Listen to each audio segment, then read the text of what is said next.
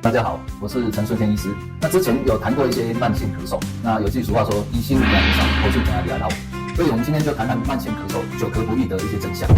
那久咳不愈，咳了3周以上，那一直咳而无法痊愈的状况之下，我们来探讨它可能常见的原因，跟它隐藏在背后的一些状况。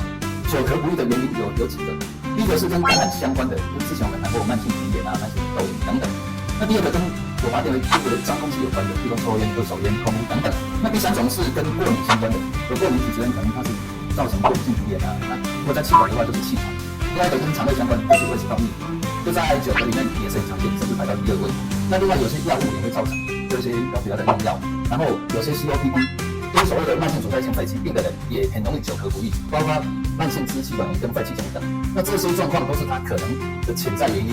那怎么预防跟管理慢性咳嗽呢？就是所谓的久咳不愈。如果咳嗽已经超过3个礼拜了，建议要及时就医去医院做检查。那检查之后才比较可能找到原因，比如说可能就是过敏性的。那过敏性的我们就控制过敏跟气喘。那如果跟环境有关的，比如说我们讲的脏空气，就尽量避开二手烟啊、抽烟的。那空污的话就戴一些口罩啊，多多少少有些预防保健的效果。另外一个肠胃状况就是胃食道逆流，那这个部分就治疗胃食道逆流一般也会改善。那久咳不愈会针对病因经过检查之后，就比较好做好预防、治疗跟管理的措施。谢谢。